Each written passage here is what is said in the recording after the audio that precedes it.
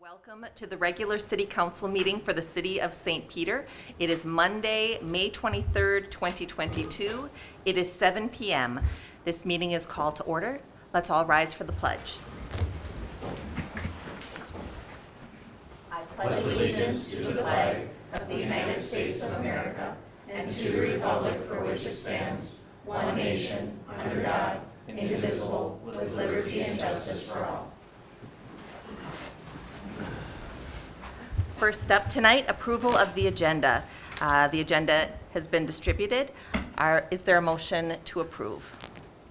So moved. Second. All those in favor, say aye. Aye. Any opposed? The agenda is approved. Next up, approval of the minutes. The minutes from the May 9th meeting start on page 6 of the packet. Is there a motion to approve? So moved. A second? Second. All those in favor, say aye. Aye. Any opposed? The minutes are approved. First up on our agenda, scheduling of visitor comments on agenda items. Members of the audience wishing to address the council on any agenda item can do so at this time. Seeing nobody, we will take general visitor comments, and under general visitor comments, we have the recognition of 2 members of our police reserve who are retiring tonight. That's Nick and Mary Klaseus. So we'd like to thank them for their faithful service to St. Peter.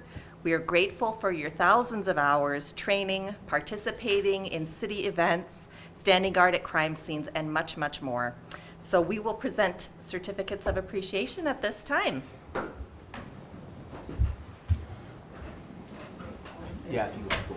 Sure, that'd be great. Matt, why don't you do it up there? If we can, yeah, we'll do it right there, and that way Tony can get a nice picture of everyone from the camera in the back. Excellent. Everyone ready? Nick and Mary, what a privilege it has truly been for all your years of service. I remember when Nick came on to be part of the reserves back in 1997. I was newly hired in 95, so again, as Mayor Noel had mentioned, just the thousands of hours that you gave to our community, and just all of the help you provided us with so many parades and the security of, that was mentioned. So Nick, I'm just gonna wait to honor your wife first so you don't get in trouble at home. So Mary, again, thank you for everything. Just all the accounting that you've done, all the responsibility that you took with getting the new people starting, getting the bills paid, and just so many things that are going to be so difficult to replace. And again, just the honor that I have presenting this to you for 18 years of service with the City of St. Peter, with the St. Peter Police Department. Thank you so much. So as a token of our appreciation, and Mayor Noel will also have something for you.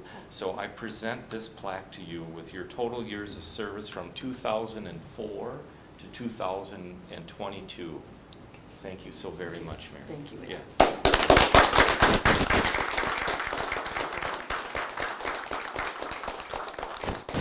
So Nick, I'll conclude with you again, just repeating all those things and how important you have been to our department. Just with all the planning and the personnel and helping Sergeant Hagan and Officer Hagan, just planning things that really took away that responsibility from the chief's office, and just the dedication that you both have shown and the professionalism and all the kind things and words that you have provided to this community.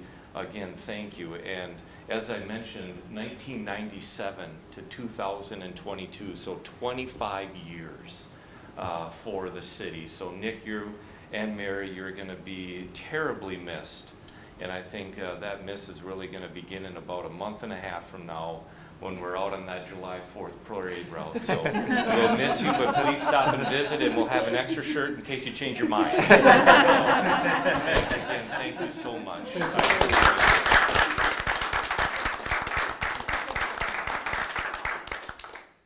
Well, I can't say anything to top that, but I think the presence here tonight really shows the great appreciation that we have for you and the service you've provided for the city. So I'm really pleased to present these certificates of appreciation to you. Well, thank you very much. Thank you very much. Yes, thank you.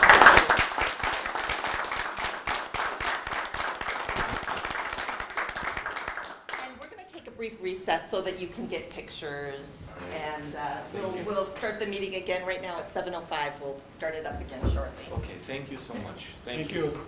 Thank you very much. Thank you, thank you. Come up and get pictures.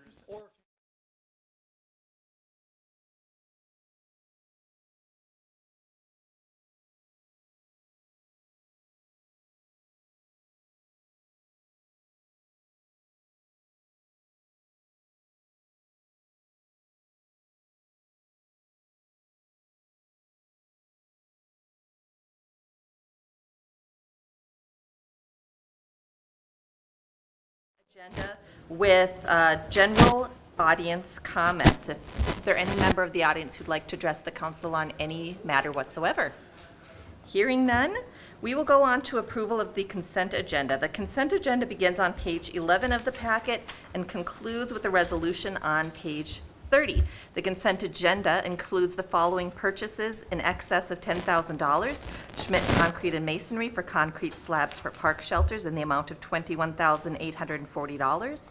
To Irby for 112.5 kV 3-phase pad-mounted transformer in the amount of $21,500. St. Peter Well Drilling for well number 8 repairs in the amount of $17,025.60. We have 2 employee appointments for part-time building supervisors, Theodore Johnson and Ellie M. Johnson, at a wage of $13.28 per hour. And then the following business licenses, which I will not read. They begin on page 30 and continue on to page 31 of the packet. And the schedule of disbursements from May 5th, 2022 through May 18th, 2022 as printed in the packet. Are there any questions about the consent agenda? Hearing none, is there a motion to approve? So moved. Second. We have a motion and a second. Would you call the roll, please, Barb? Councilmember Ruthven.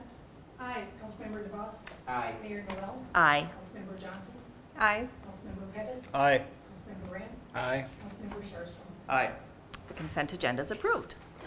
Under unfinished business, we have a resolution calling for interim financing for the 2022 fire station project.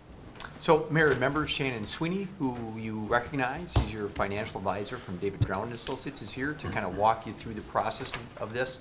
You might remember that 2 weeks ago when you met, you initiated the process. And so Shannon's going to kind of report on, well, the final results of that. Sure. Thank you, Todd. Mayor and members of the council, as Todd mentioned, a couple weeks ago we authorized a process to put construction financing in place for the fire station project. What we were encouraging at that time was to essentially fix an interest rate as quickly as possible, because we're in an environment and continue to be in an environment of increasing interest rates.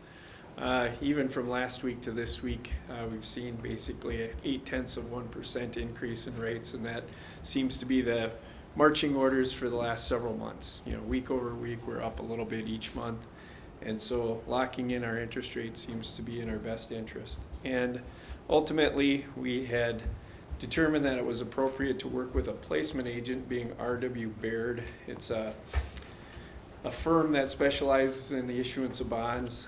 Typically, their role is to sell bonds to investors, but they also provide some other services, including that of placement agent, meaning they'll assist in identifying lenders that might be interested in purchasing bonds through a direct bank placement rather than purchasing the bonds and reselling those to investors. And in this same environment, we found that bank placements have been performing better than most conventional competitive bond sales. And so that was a direction that we were picking as well.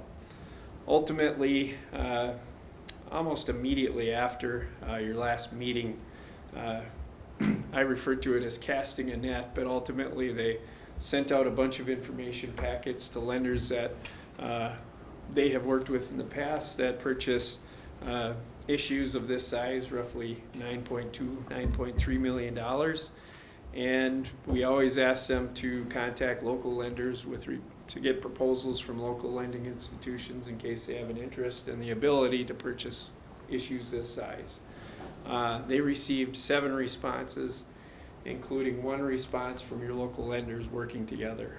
Essentially, Hometown Bank, First National Bank, St. Peter, and Pioneer Bank submitted a joint proposal to provide the lending in a different format than all of the other proposals received.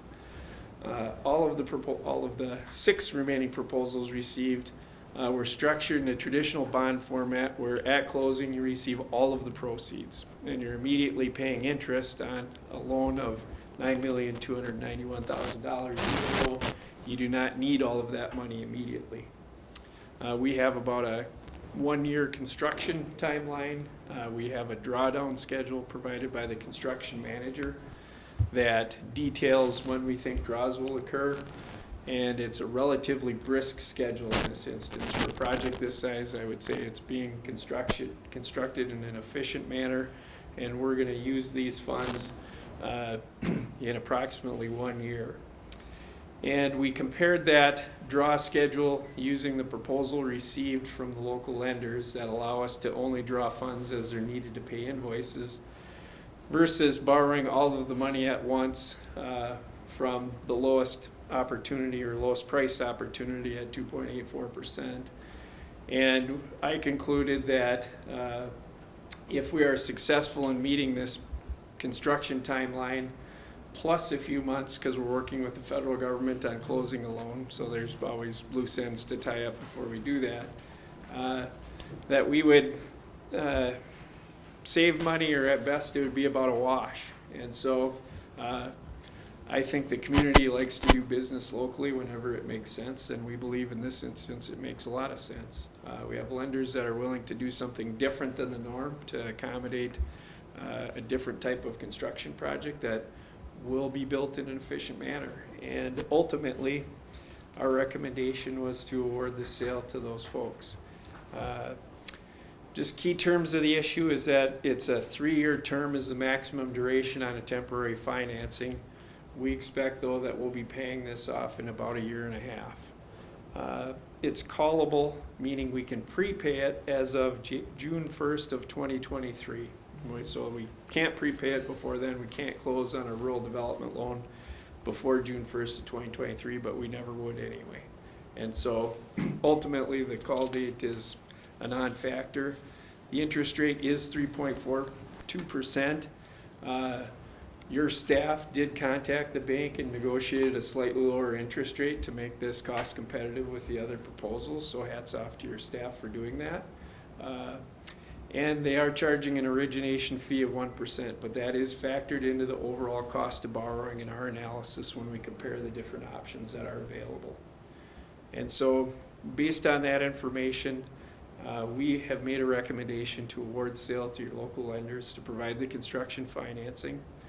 Your bond counsel, Taft, has prepared the award resolution that's in your, well, not in your packet. It was passed out this evening because it was, a draft was provided on Friday because we were asking them to act more quickly than we typically do. And so we got a draft on Friday and we got a final product today.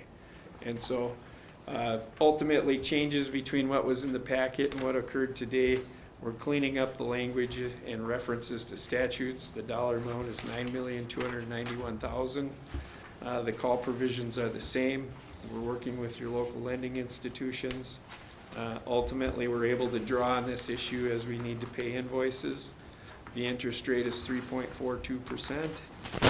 And you know, we expect that we're gonna pay this off with a long-term rural development loan that has a 40-year term and an interest rate of 2.25% at the end of construction, which is awesome.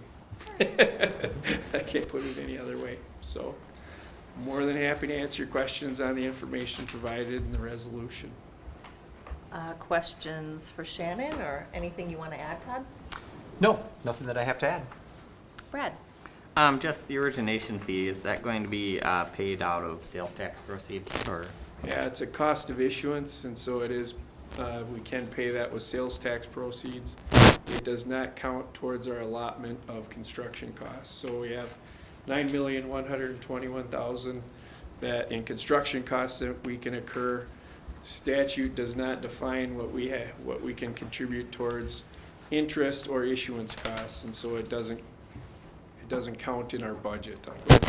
So it doesn't take away from our ability to spend or to pay for other construction costs on a necessary facility. Great, thank you. Daryl? I talked to Shannon about this before the meeting. You do have a levy page in there, 105% levy. It was explained to me that the dollars will not be levied. The interest will be paid out of the proceeds from the sales tax as we receive it after July 1st. Is that correct? That's correct. We do make a general obligation pledge if for some reason sales tax revenues aren't sufficient to make payment. We would be required to levy a tax. Right now, sales taxes are projected to be more than sufficient to make the debt service payments. Other questions? Hearing, hearing no other questions, the resolution before us on the new page 42 is providing for the issuance of sale of $9,291,000 general obligation temporary sales tax revenue bond, Series 2022A, and pledging net revenues for the security thereof. Is there a motion to approve? So moved. Second? We have a motion and a motion and a second. Call the roll, please, Barb. Councilmember DeVos. Aye. Mayor Noel. Aye. Councilmember Johnson. Aye. Councilmember Pettis. Aye. Councilmember Grant. Aye. Councilmember Sharpstra. Aye. Councilmember Rutherford. Aye. The resolution is approved. Thank you very much, Shannon. Thank you. Thank you, Shannon. All right, under new business, the first item, adoption of a resolution retaining Bolton and Meg to prepare Highway 22 corridor study in a joint project between the city and MnDOT. Pete is here. Madam Mayor and City Council, as you guys are aware from our workshop discussion, we're involved with a study of Highway 22. It is a corridor study that goes from Highway 169 out to County State Aid Highway 20, which is Nicollet County 20, as we call it. We have been working with both MnDOT and Nicollet County to put a plan together to evaluate this area. Highway 22 is on the state's Capital Highway Investment Plan, which is a 10-year planning cycle, and they are planning to do some major work there within the next few years.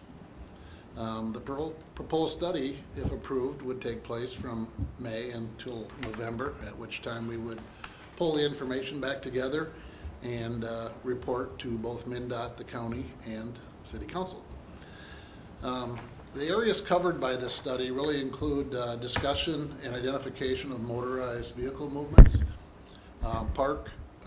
parking, bicycle and pedestrian movements, access management, which is the curb cuts, the openings that would be involved with that process, intersection control, which is similar to what we did at Broadway and Sunrise, where we did an ICE study, and then lane configurations. Our objectives would be to improve the traffic, improve pedestrian safety, determine bicycle and pedestrian and transit needs along this corridor, evaluate some aesthetic opportunities, which there are multiple, and determine the best practices in which we can practice safety through this area.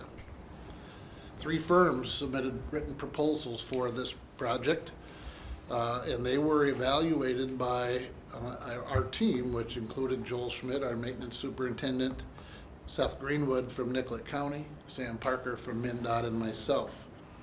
Bolton and Mink proposal received the highest rating, and the selection committee is recommending that Bolton and Mink be authorized to do the work in the amount of $88,800. The funding for the project on our preliminary discussions right now is that MnDOT would pay for about 80% of the study, since they own a majority of the highway and have the most traffic carried on their highway. We have intersections along that corridor, multiple. Nicollet County has less than us. So we actually propose an 80-20 split up front. We're still negotiating with MnDOT on that overall cost based on the dollar value from Bolton and Mink that was supplied. We anticipate that the county will pay about $5,000, we'll pay about $12,000, and MnDOT will pay somewhere above that $72,000, right in that range. There's a resolution on page 54, and we're requesting approval to move ahead. Thank you very much. Any questions for Pete? Daryl? When do you anticipate being done? Hopefully by Thanksgiving, This thing? November, yes. Any other questions? Emily? Just a comment, Pete. I'm just happy that we're doing this study. I think we talked about this last week at our workshop, and I just appreciate that there's going to be this thorough study done, especially when it comes to the bicycle and pedestrian traffic that goes on in that area. I've heard significant feedback from community members about that, and just a desire to make sure that our roadways are safe for pedestrians and cyclists. So Right. I'm glad that we're doing this. This isn't the normal process for a study like this. Usually MnDOT will take the lead on this and we're a participant. But because we have raised concerns with pedestrian traffic and bicycle traffic along there, and our growth pattern of how we want to grow within St. Peter, they offered for us to take the lead in this and manage the project. That way we can have a good say or a better say of what is going to happen for improvements along that route. Thanks, Pete. Yep. Carrie? Will the council have further action on this at any point? You will. You'll have an approval process once the study is done and Bolton and Mink reports back to the agencies that are impacted here. You'll be asked to accept the report as complete and we'll submit it to MnDOT for approval.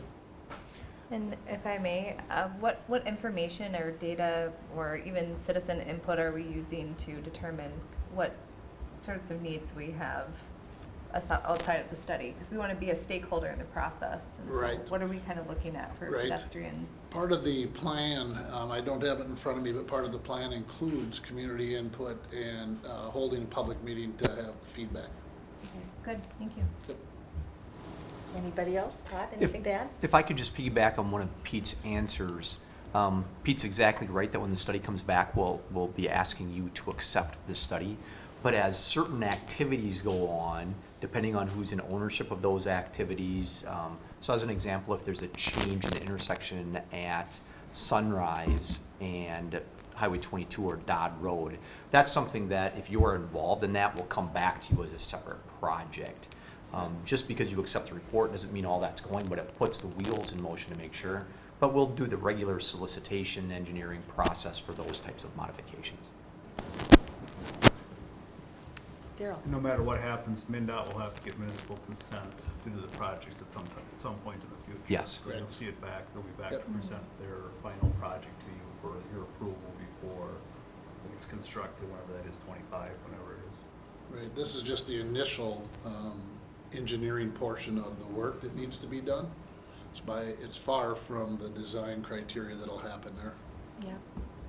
Well, I really appreciate city staff being proactive and pursuing this because I believe with future development and just the current, some of the challenges in that area, it's really necessary, and the sooner the better. Anything else for Pete? All right, the resolution before us is on page 54 of the packet, authorizing Bolton and Mank Engineering to complete a corridor study on Trunk Highway 22 from Highway 169 to Nicollet County State and Highway CSAH 20. Is there a motion to approve? So moved. Second. We have a motion and a second. Call the roll, please, Barb. Mayor Noel, Aye. Councilmember Johnson, Aye. Councilmember Pettis, Aye. Councilmember Ramp, Aye. Councilmember Sharpstra, Aye. Councilmember Bruflat, Aye. Councilmember Ross. Aye. The resolution is approved. Next up, we have a resolution retaining Damon Farber to provide landscape architectural services for Gorman Park. Madam Mayor and City Council, for about a year now, we have been discussing improvements in a variety of park areas. One of those areas that has a high impact on the community is Gorman Park. As you guys are aware, we've kind of talked a little bit about the tremendous playground structure. It's probably seen its better days and is in need of repair or replacement. There's an additional playground within this park here that could use some upgrades to the fall protection that we're seeing out there. There's also a restroom and a pavilion, along with the community center, which just turned 20 years old and is in need of a little bit of aesthetic work out front here. Our goal is to hire Damon Farber. They have submitted a proposal on pages 57 and 58 for your review that really talks about the scope of what we want to do with this park and the activities that we want to engage in order to keep this a destination park within our community. Our goal is to hire and evaluate and receive community input. Between the community, the youth, and the community center occupants, what our goal would be is to set down some parameters. We've looked at a budget number of around $500,000 to make improvements on the entire complex. This would go and coincide with our Parks Master Plan and some of the funding that we have available. Now, we hope that what we're going to do is get some community involvement here, some community leadership that will step forward and work with not only the Parks Board but city staff in determining what the best fit is for this. And Damon Farber has been outstanding in working with city staff and community members here to not only help us with Community Spirit Park, but also at the pool, where we've added playground equipment and fit in with the other activities that we have there. The cost to do the study is about $17,500 plus reimbursables. We expect a fall completion for this. We're going to be going through the budget process, so you'll see that as a line item coming forward on this. But we hope within the next few months so we can put together a package and have enough information and data gathering in order to come up with a nice plan. Upon completion, we would take that to the Parks Board and eventually to the City Council for approval. All right. Thanks very much, Pete. Any questions for Pete or anything to add, Todd? Nothing to add. Well, hearing no questions, the resolution before us is on page 59 of the packet, authorizing Damon Farber to provide site analysis and landscape architectural services for Gorman Park Improvement Project. Is there a motion to approve? So moved. Second? We have a motion and a second. Call the roll, please, Barb. Councilmember Johnson, Aye. Councilmember Geddes, Aye. Councilmember Ram, Aye. Councilmember Sharpston, Aye. Councilmember Bruflat, Aye. Councilmember DeVos, Aye. Mayor Newell. Aye. The resolution is approved. Thank you. Thanks, Thanks, Pete. Pete. Next up, under new business, adoption of a resolution approving a request for city assistance for the Minnesota Original Musical Festival. Mayor and members, there's information included in your packet starting on page 60. I will mention first off that this is a new event, well, and kind of sort of new people organizing this event, but they've been involved in other events, mostly Rock Bend Folk Festival. They are really looking for park use and use of other facilities within the community, including the school, the high school, and other areas, but our impact here is primarily on Minnesota Square Park. They're looking to use that July 20th through July 25th for multiple days of activity. I do want to mention, even though that time frame runs across Jazz in the Park will kind of be incorporated into an activity as a part of this as well, so it doesn't displace Jazz in the Park. That's a cooperative effort between the Rec Department and the Arts Center, so we're excited about that. This is very similar to other requests that you've seen for other music and festival events of this nature in Minnesota Square Park. There are a couple things that I do want to point out to you, however, and I think it's important to be able to see their application or their letter requesting assistance starting on page 62. The lineup is on page 64, or the schedule of events is on page 64. There's a map with some other information on page 67, but the resolution, I think, is really clear. They have to meet the same requirements as you require from other organizations that are doing similar things. That being said, limit driving in the park, utilizing the facilities appropriately. We provide them the keys and toilet paper and services of those. They get to use the electricity, all that kind of stuff. There are just a few changes, one of which is that although they're requesting assistance from the police reserves, we just don't have enough police reserves to accommodate this. We aren't concerned, and we do a risk analysis with the police department related to this. They're really looking for security for their equipment overnight.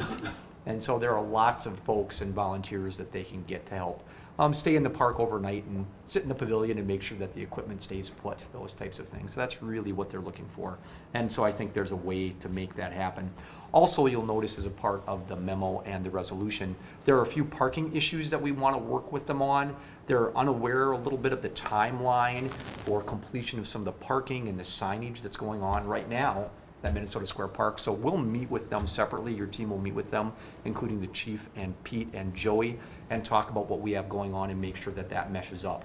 Ultimately, they'll be required to do what the chief and public works director and the director require them to do. I don't want to say it's substantially different than what they have here, but it will be different than part of their additional request.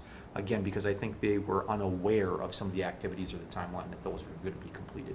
So I think that's accounted for appropriately within the resolution. I'd be happy to stand for any questions that you or the members may have, Madam Mayor, and the resolution's on page 68.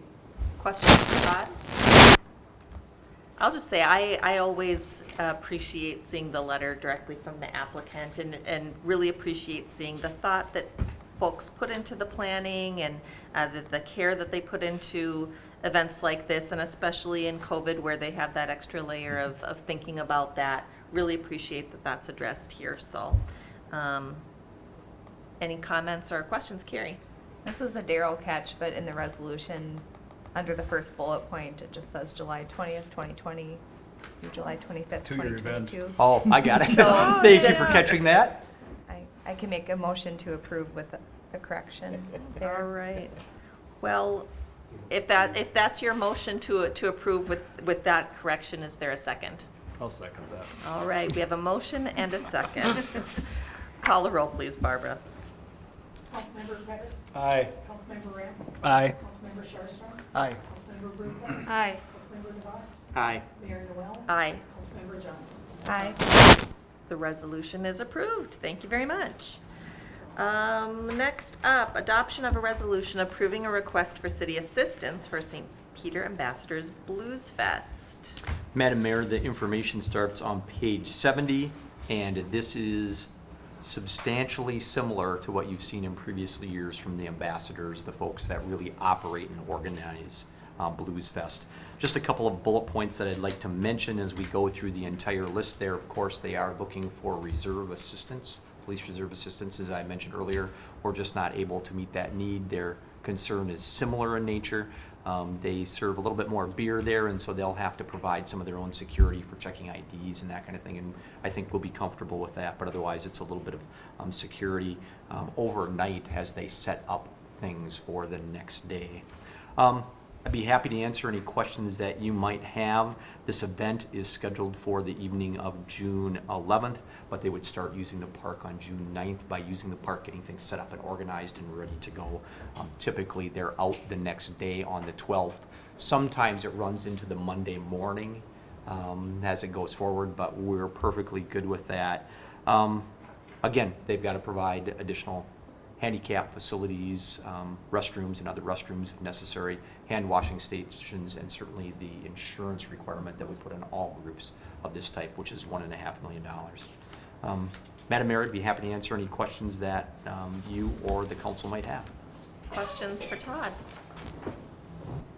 All right, don't think we have any questions for you, Todd. The resolution before us is on page 74 of the packet, approving a request for city assistance for Ambassadors Blues Fest. Is there a motion to approve?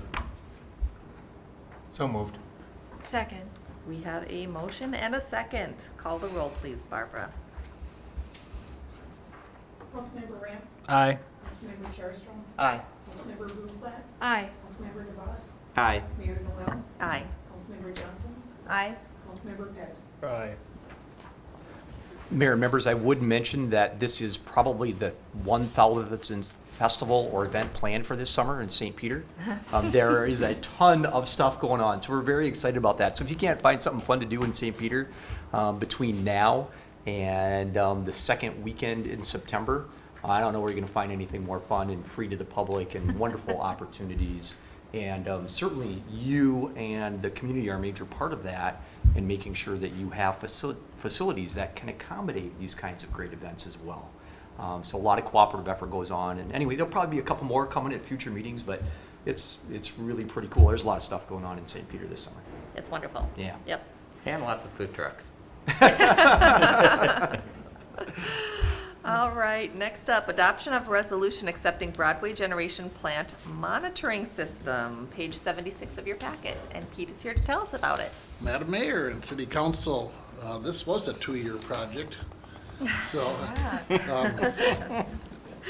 because of quite a few different things that took off and ran with us on this project, we're here tonight to finally close this out and have the council accept this project as complete and move forward. As you probably are aware, back in August of 2020, the council awarded the bid to Ziegler Power Systems to upgrade the monitoring system and work with our electric module control panels. And although it seemed like forever, we were able to get through it last year with a few activities that went on. This is a requirement, something that we really want to pay attention to, because we use these generators through the MISO system and through SIMPA to operate during critical needs. And so the payment is steep and the penalty is steep when they're not available. And so we were really happy that Ziegler stayed with us and made this opportunity work. Jason Lee, our electric superintendent, did an outstanding job of making sure these units were available. So we were happy with that. The contractor did a great job, did an outstanding job, and the staff was really happy with their final product. We have run it through multiple tests. Multiple issues arose from those tests, and the 2-year warranty will now start upon your approval of the final payment. We're requesting that you pay $28,458 as per the contract. DGR will process our pay estimate, and we will get this on the bill list for approval. All right, thank you, Pete. Any questions for Pete? Emily? Yeah, just curious, the warranty is a pretty standard length for the warranty of the project for this, of this type?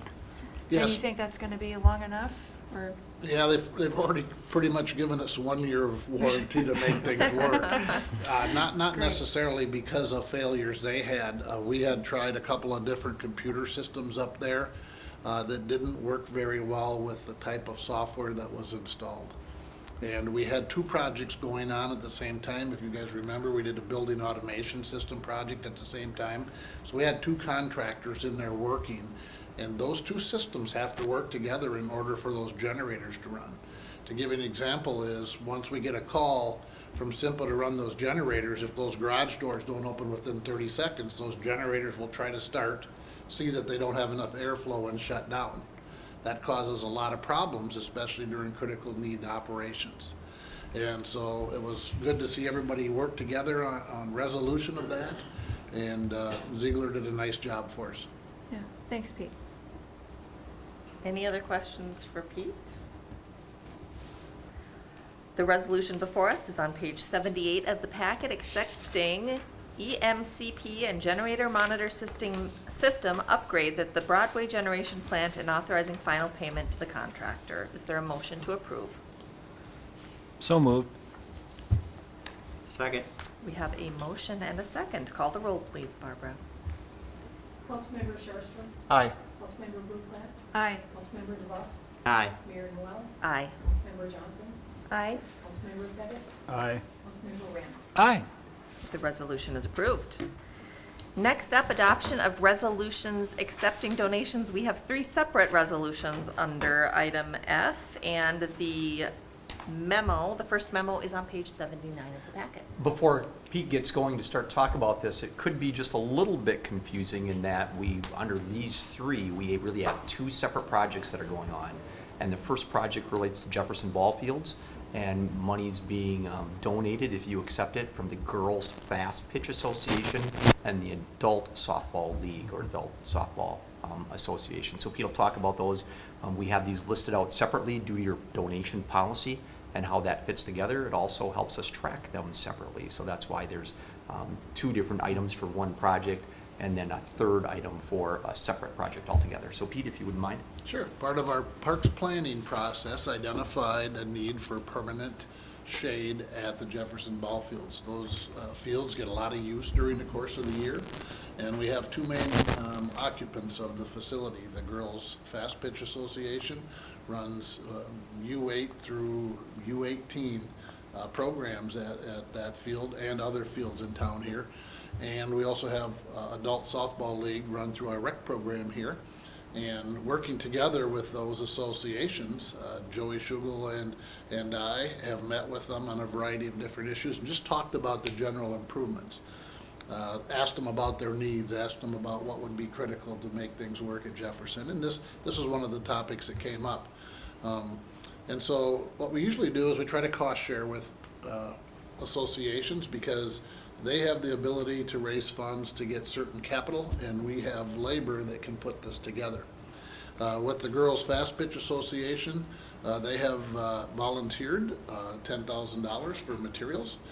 And as you will see with the next portion of it, the Adult Softball League, they've also offered $10,000. We need about $20,000 in materials, and so between these two associations, we have enough money to purchase all the materials. Our staff will then start putting together the dugout plans and get some shade out there for everybody. Great. Make that an attractive field for everybody to play on. Questions for Pete? I don't hear any, so we'll take the first resolution, accepting a donation from St. Peter Girls Fast Pitch Softball Association toward Jefferson Park improvements. That's on page 80 of the packet. Is there a motion to approve? So moved. Second. We have a motion and a second. Call the roll, please, Barbara. Councilmember Recruitment, Aye. Councilmember DeVos, Aye. Mayor Noel, Aye. Councilmember Johnson, Aye. Councilmember Pettis, Aye. Councilmember Ramp, Aye. Councilmember Sherstrom. Aye. The resolution is approved. The next resolution, accepting donation from Adult Softball Association for Jefferson Park improvements, is on page 82 of the packet. Is there a motion to approve? So So moved. Second? A motion and a second. Call the roll, please, Barbara. Councilmember DeVos, Aye. Mayor Noel, Aye.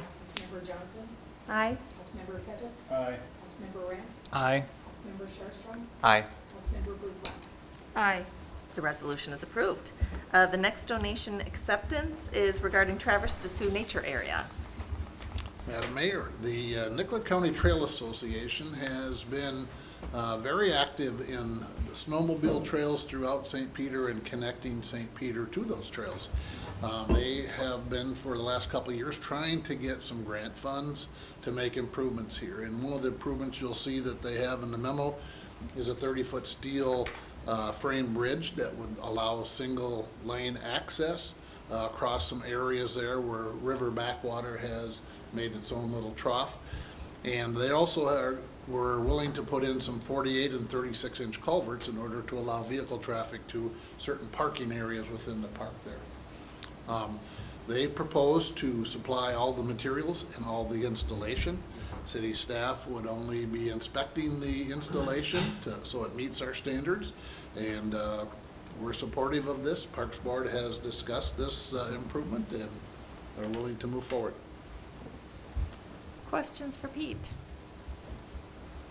Madam Mayor, if I could mention one other thing, this is the group, as you may recall, and not all of this money, they've got some grant money in here, but they raise funds through doing the Haunted Hayride at the Mill Pond is one of the ways that they do that. Correct. So a wonderful cooperative effort there again, that they're investing back in the community, so that's great. I had a question about, oh, Emily, you go first. Are you sure? Yes, absolutely. Sure. Just curious, Pete, about any known environmental impacts of this kind of work in this area, given that it's a nature area?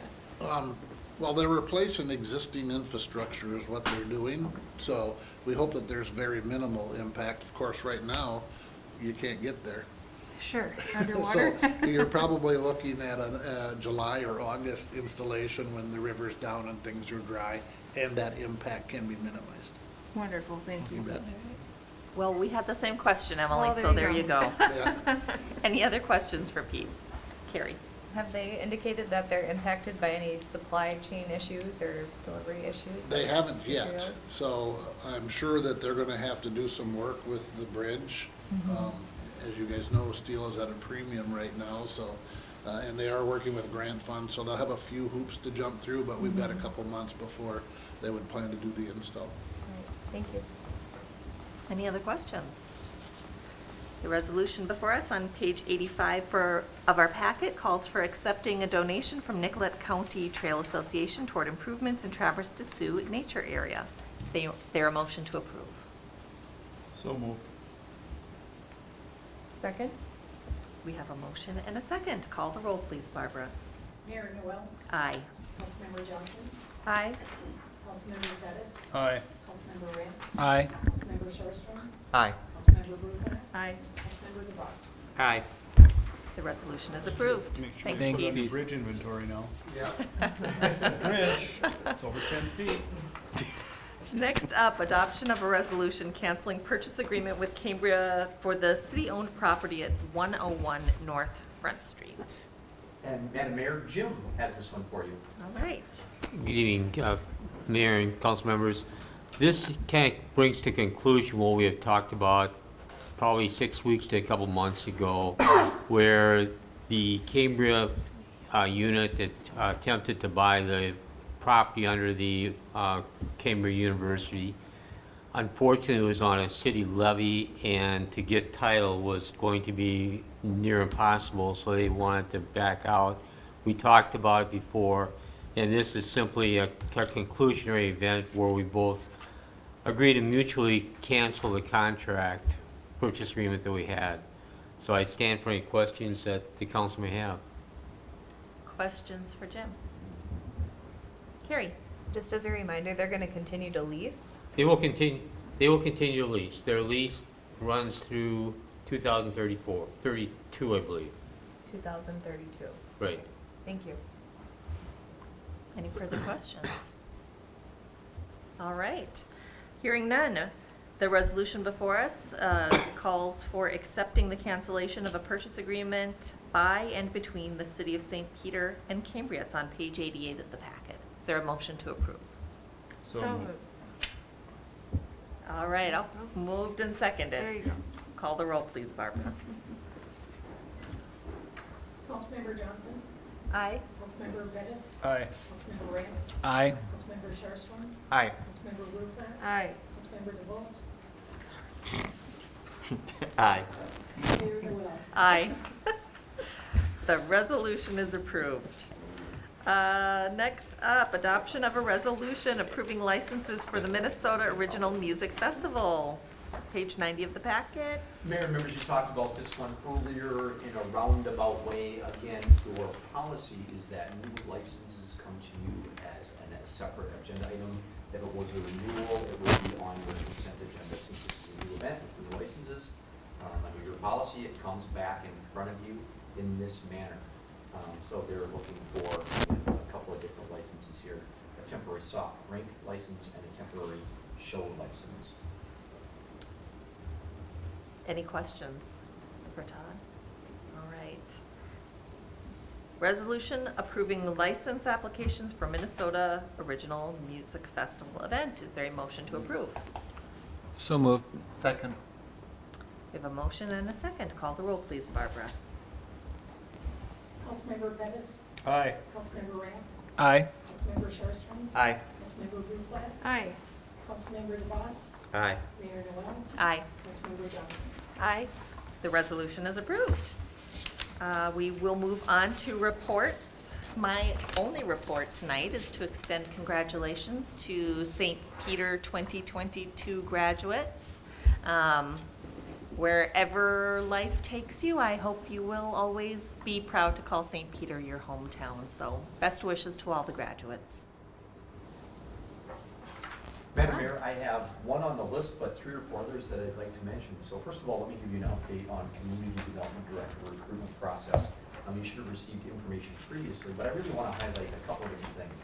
One of which is that we had really a number of very good quality applicants. You need to put your microphone. Oh, yeah, thank you. Normally, I don't share a microphone with Jim, so. A number of very good quality applicants, and so you'll see on page 92, the list of those folks that we're bringing forward as finalists. And so we wanted to mention that and make sure that the public knew that there is an opportunity for public input on June 1st. Barb, help me out, is it 10 or 10:30, do you remember? 10:30 here at the community center. You'll be able to see the candidates in action. So there'll be a couple different things that go on over that period. We'll be asking each of them to do a presentation. They'll be asked to answer a few questions as a panel, as a group, taking turns. And then there'll be what we like to call a meet and greet, right? Where everybody has a cup of coffee in their hand and a cookie or something like that, and can visit one-on-one, and there'll be a feedback opportunity for the council and for myself. We've sent invitations to, I guess, what I would consider some of the organizations that we work closely with in this area, including the Development Corporation, all the chamber membership, and others. And so we hope we have a good turnout to help us not only greet candidates, but kind of evaluate who might be a good fit and who might not be. And so we're excited for that opportunity. Again, June 1st at 10:30. If you have other questions, let me know. The three finalists are Jason Ziemer, Angela Piltaver, and Benjamin Baker. And so they all have degrees in this area and have some experience in this area as well. I don't know if council has any questions about that. Again, there'll be some more information coming out to all of you. You'll be heavily involved in the process, including in the evening at about 5 o'clock on June 1st, the council's interview of these candidates. And so if you have questions about that, let me know. Watch for that more information as it comes out to you. Madam Mayor, if you don't mind, I'll keep going. Go ahead. I also want to mention that there is no workshop planned for next week. As you know, it's Memorial Day. Typically, we'd meet on that Tuesday, but a couple of months ago, you made a decision not to, and that you would then have your goal-setting session on June 6th. So you're off the hook with me next week, unless you're on one of the committees now that we host and take care of. So I wanted to make sure you're aware of that. A couple of you maybe have mentioned earlier or before the meeting the Americans and Holocaust exhibit here at the library, which is going on through the end of June. I have not been there yet myself, but I know a couple of you have been through there. Maybe you have a comment or two to mention to folks that might be interested in hearing just a little bit about it or what they might expect, if anybody wants to chime in. Yeah, the exhibit focuses in on essentially America's response to the Holocaust when we knew what, and how Americans' perception was at that point in time. So it's a little bit different perspective on a historical event.